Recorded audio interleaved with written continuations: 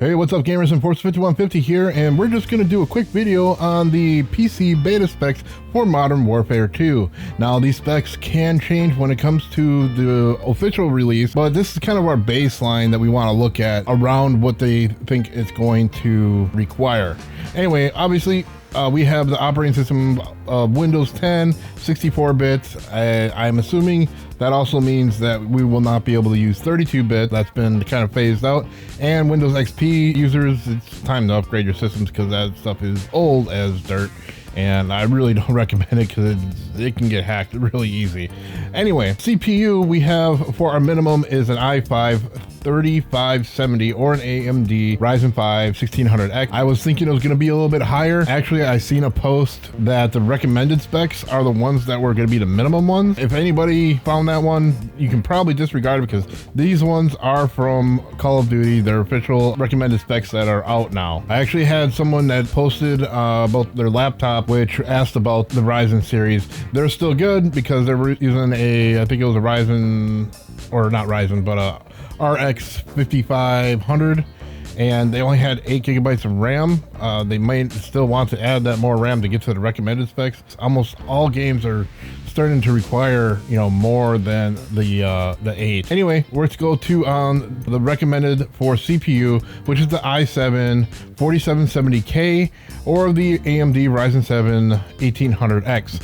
The 4770K, that is a decent CPU. I have used it before. I used a few that were in the 4000 series, and all of them are really good CPUs. I was thinking that was going to be the minimum. That's where I thought the minimum was going to be. It was like around the 4700 series. Now for the graphics cards, these ones are, I don't know, they don't tell us what kind of frames per second we might be able to see with these, but the minimum I assume is low to low medium settings to get up to around 60 frames per second. Sometimes they actually go off of 30 frames per second, so keep that in mind. Next, we have a GTX 960 or an AMD Radeon RX 70. The 470 is a decent card, and I don't see anyone really gaming on lower ones than that now. Some people are, and they are still, decent cards. I definitely don't see how this game would be able to run on anything less myself, just from what I've seen on the PlayStation side, and that's just the PlayStation 4 end of everything.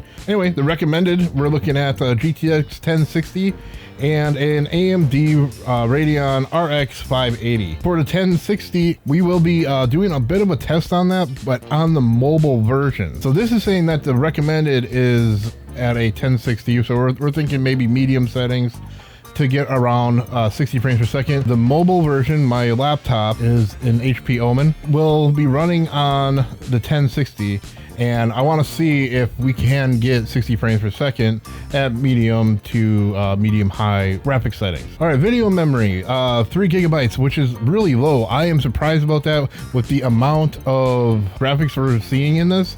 3 gigabytes is a little bit low. However, they have this optimized. It might be fine. It may work out very well. So we're gonna have to see how that turns out. We already discussed the RAM a little bit. The minimum specs is 8 gigabytes of RAM, and the recommended is 16. Storage space 25 gigabytes, and this is just for the beta, so expect to be about double to almost triple when the official game comes out, if you want to have the single player campaign, the multiplayer and everything. And then when we have Warzone come out, it's probably going to be quadruple these amounts, so we're going to see around 120, I would say, gigabytes for our full install. All right, the other two things here are not a big deal. DirectX compatible sound card. Every computer should have one of them. If you don't, I don't know how you're gaming as it is. We have the recommended graphics drivers here, which are the current ones right now. But the special notes is the one part I wanted to look at. It says all specifications require a broadband network connection and DirectX 12 compatible system.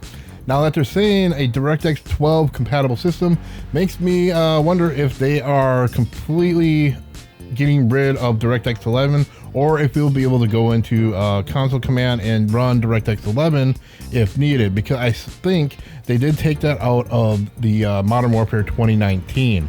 In the 2019 version, I did try to run DirectX 11, and it is not showing up when I use my Afterburner, so that is a very big possibility.